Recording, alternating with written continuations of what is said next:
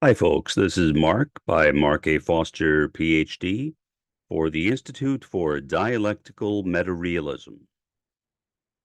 Uh, I am a poet. I've been a poet since I was, I think, 11. I've been writing poetry. My most recent poem I wrote yesterday, in fact. So I want to read you this poem. I actually wrote this one, I believe, in 2017, but I love this particular poem. And most likely I will read you additional ones in the future and then comment on them and try to put it into the context of some of the topics that we have been talking about in this podcast. So will put on my spectacles for this, or else I will not be able to read it. Then I will open up my browser, and there it is magically. The poem is called The Rubicon, and here it is. The heart crieth out, O weary wayfarer, the Rubicon hath been crossed. Providence, the beloved, gazeth askance on the dust. The protection once proffered is removed summarily. In the meantime, the appointed hour doth arrive. Oddly, no one save a scattering even taketh notice. The foolish souls of the earth are many multitudes. They anticipate, haply sketch out political battles. Yea, these shall woefully ne'er materialize.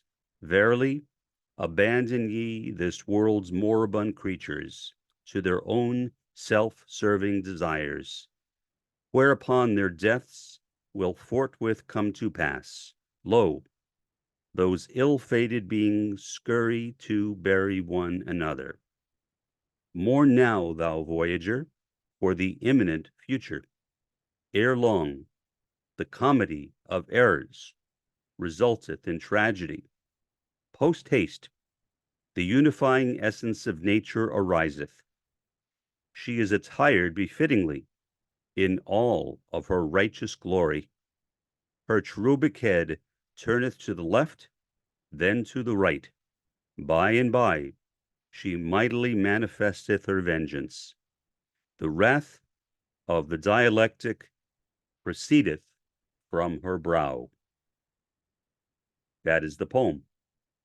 Now, let me discuss a bit some of the significances of that poem that I just read.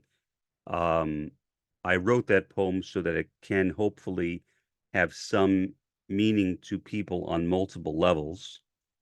That is what any writer should do, so that no matter what perspective you are coming from, whether it is a limited perspective or a more sophisticated one, you can get some benefit from what you read. And I think that is especially important in poetry, because poetry is literally the verse of the heart. It is not prose exactly. It is not fiction exactly. Poetry is an entirely different thing. It perhaps lies somewhere between those two with some additional characteristics. Some songs mirror many of the characteristics that are found in poetry. But let me turn back to this particular poem and discuss it and uh, give some indication on what I am talking about here. I say, Providence the beloved gazeth askance on the dust.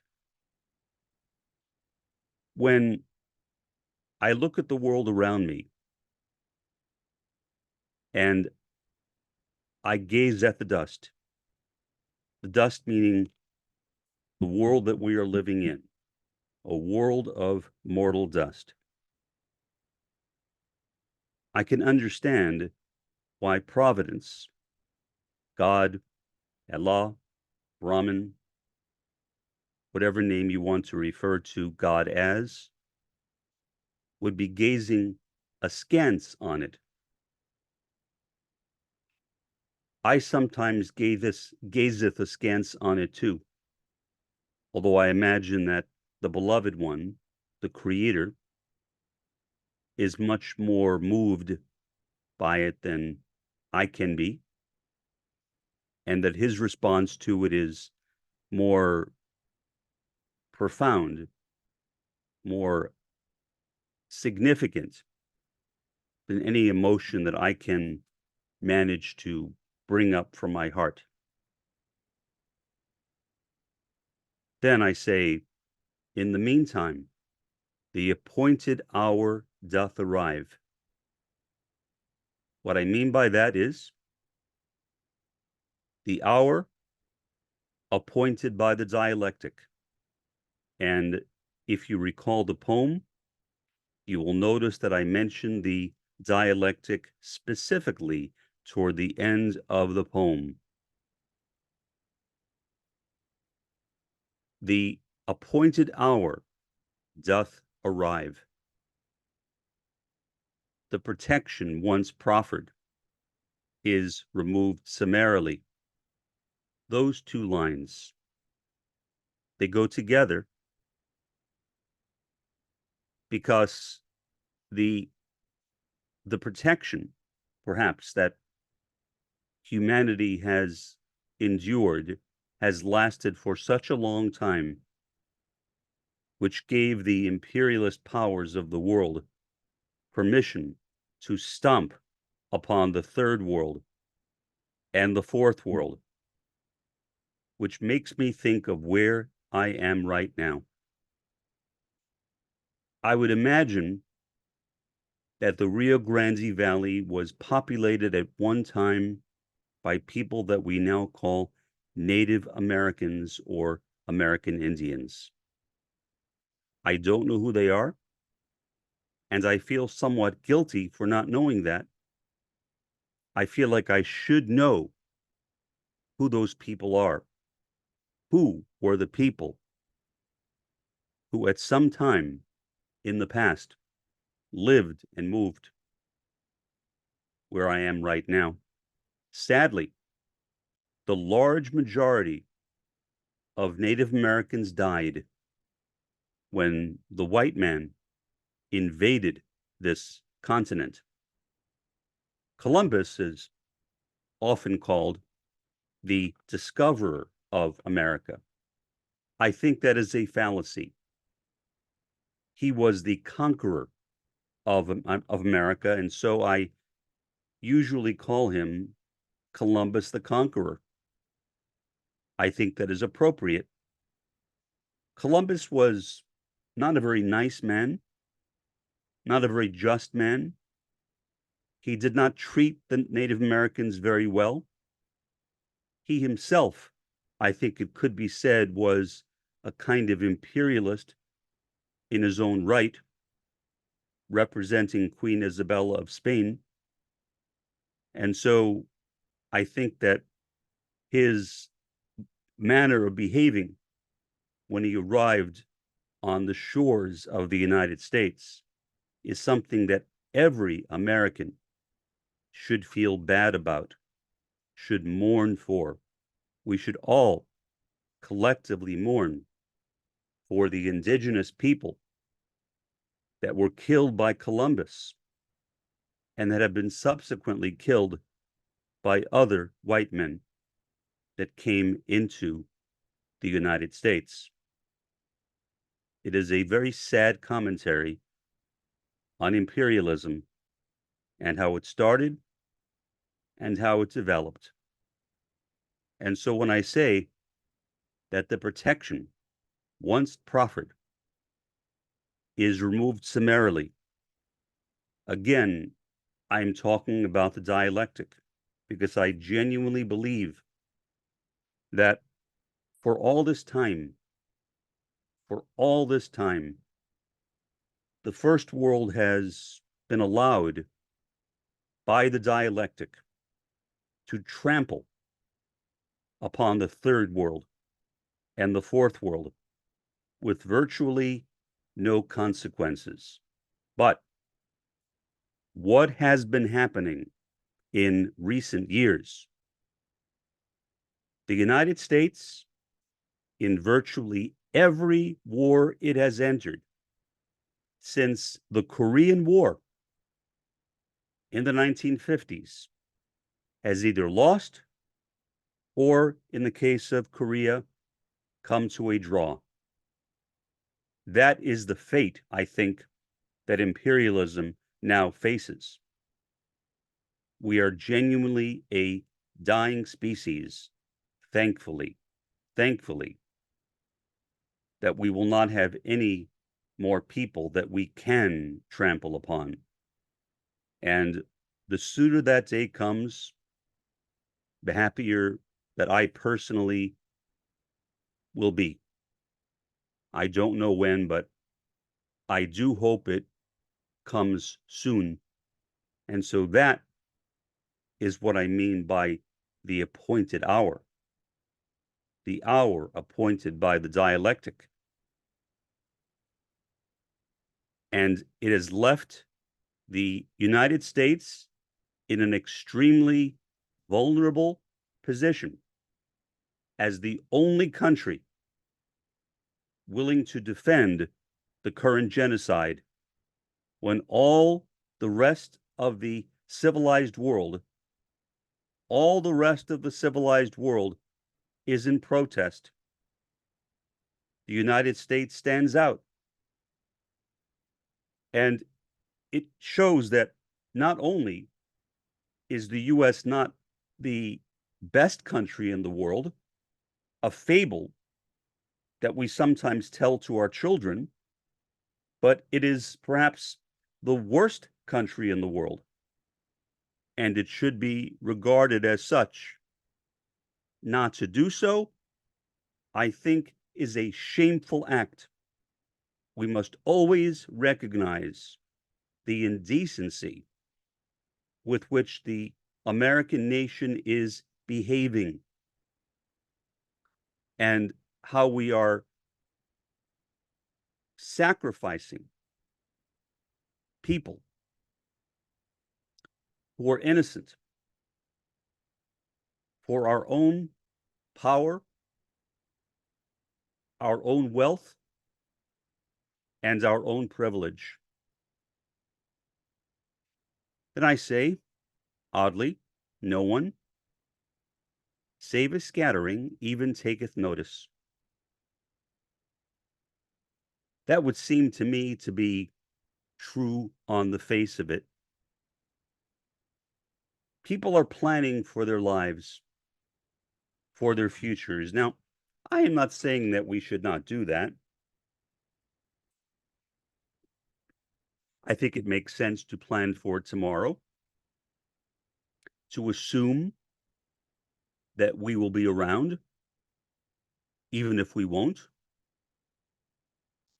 But when we take notice on the events, the tragic events which are occurring in the world right now, at the same time as we are planning for our futures, we need to be cognizant of the fact that we may indeed have no futures, at least the first world, at least the United States of America, the country that I was born into, but now sadly,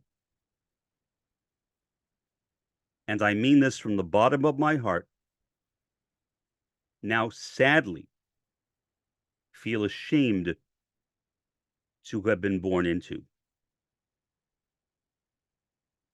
For a long time, but more now than ever before, I have been embarrassed to say I am an American.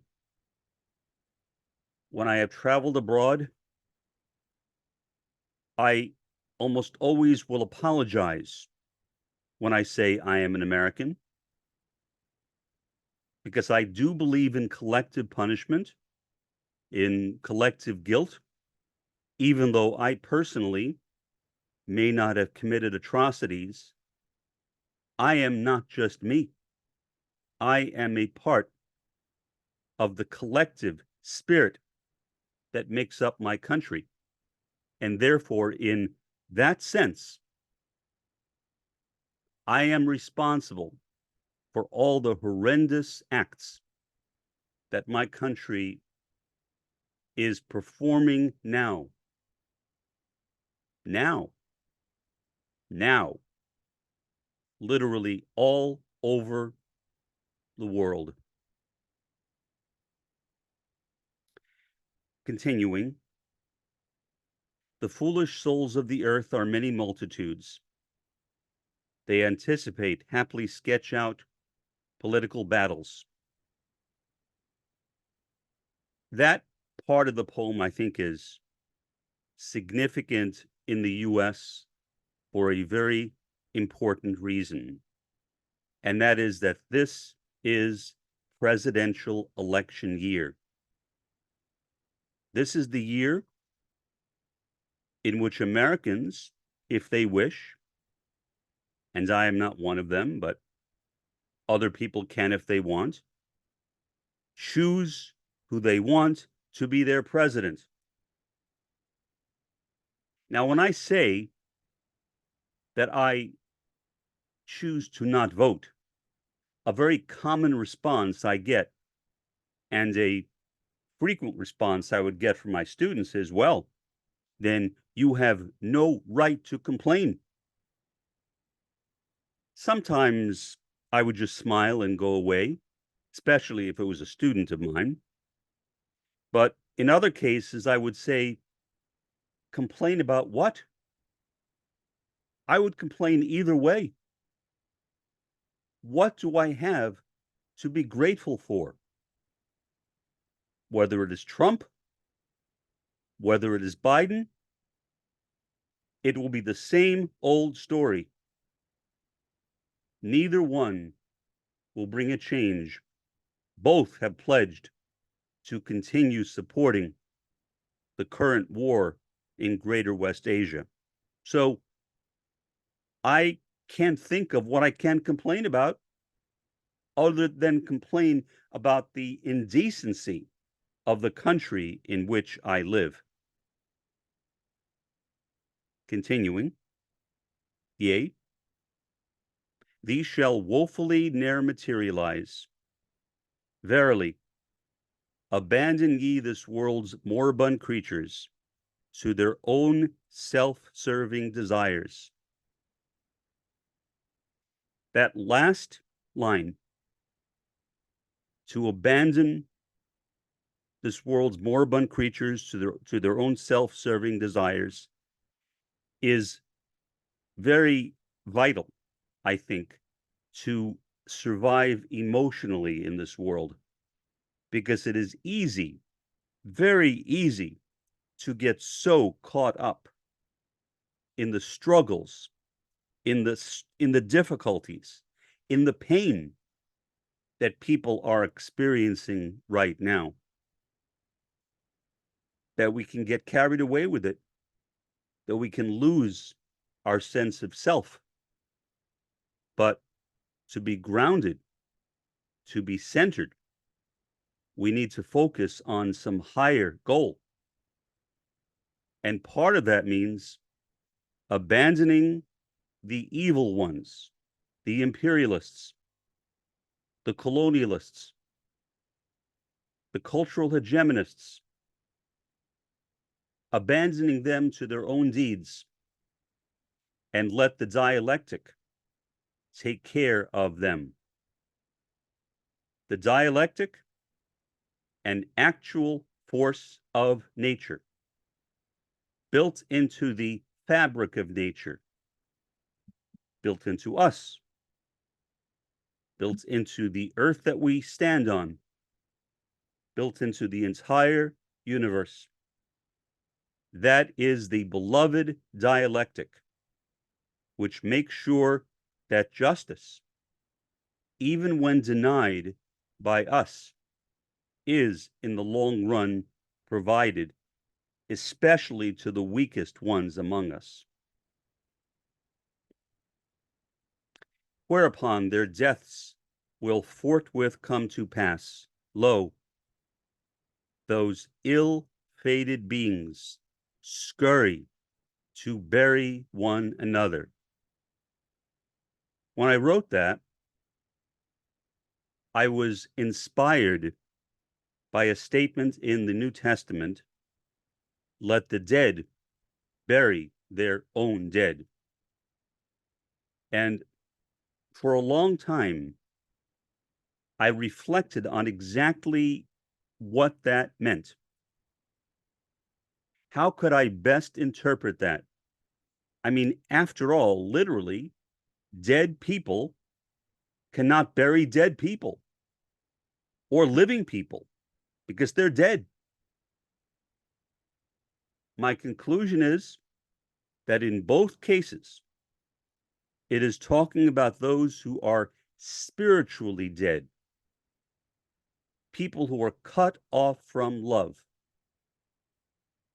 people who do not have concern, people who have no caring, no metta or maitri, going back to the episode from just yesterday, no loving kindness, no compassion. And so I think basically the idea is that if someone is spiritually dead, it is not the job of a spiritually living person to deal with them. They have made their own choice, and let other spiritually dead people tend to them. The spiritually living ones have better things to do.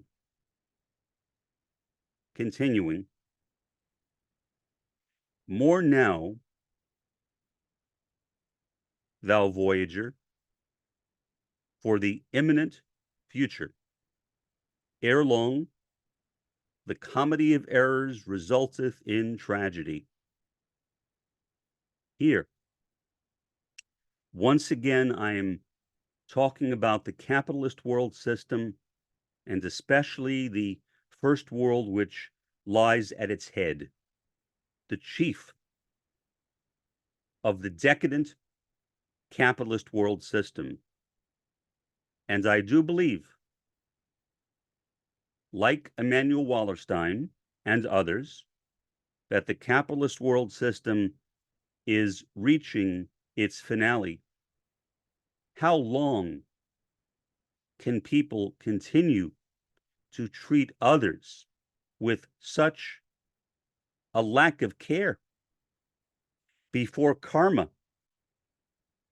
a part of the dialectic, karma, as you sow, so shall you reap, comes down upon them and puts an end to their evil deeds. That is what I meant by that.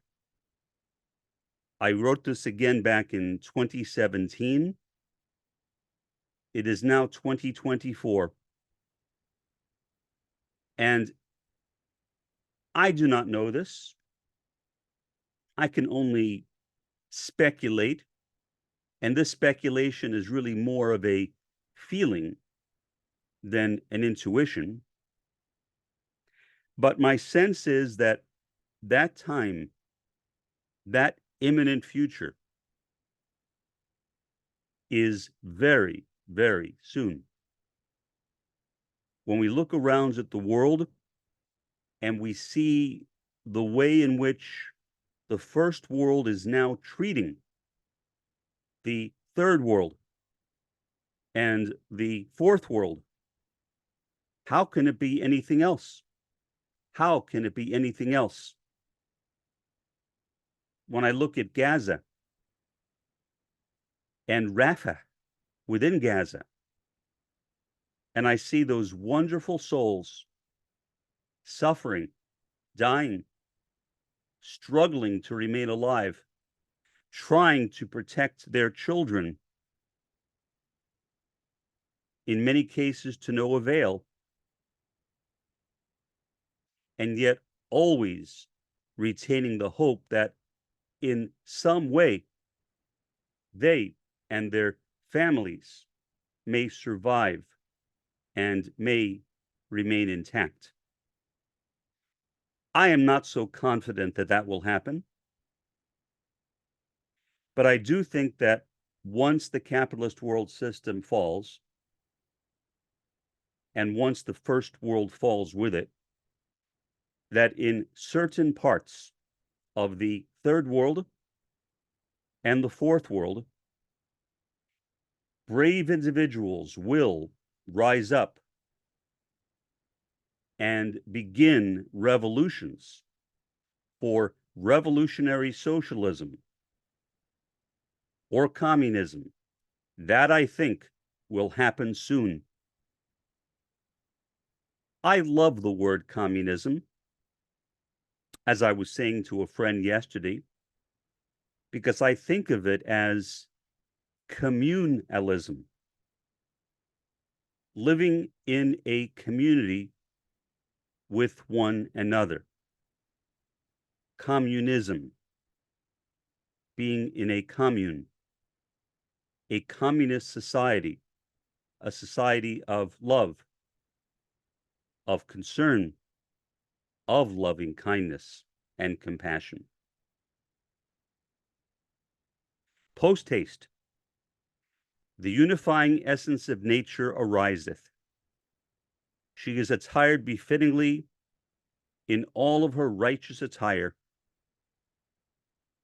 Her cherubic head turneth to the left, then to the right. By and by, she mightily manifesteth her vengeance. The wrath of the dialectic proceedeth from her brow. So, what I have done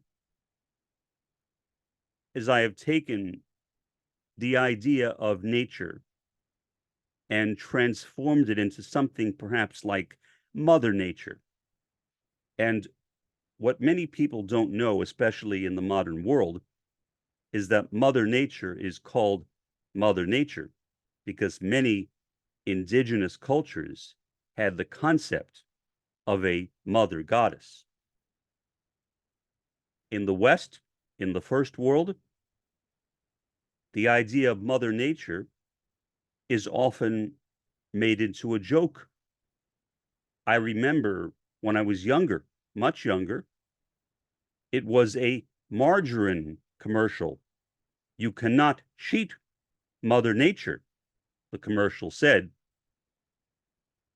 But here, I am presenting nature as a feminine entity with the ability to send the dialectic, the power of the dialectic, upon those people who have violated the dialectic, who have violated the causal mechanism of karma. And I do believe that that event, however difficult it might be now to imagine, will be soon. I have never felt that way before. Even when I made my foolish predictions, which I try to avoid doing anymore because I was always wrong. But even then, I never felt the sense of imminency as much as I do right now. I feel it so strongly. I feel it so strongly that the first world and the capitalist world system will, in very short time, fall from their position and be replaced by the third and fourth worlds, who hopefully will then stage those revolutions I mentioned and will eventually produce a society of communalism, communism, or revolutionary socialism. For the time being, this has been Mark by Mark A. Foster, Ph.D., for the Institute for Dialectical Meta-Realism. Have a pleasant day and an even better day tomorrow.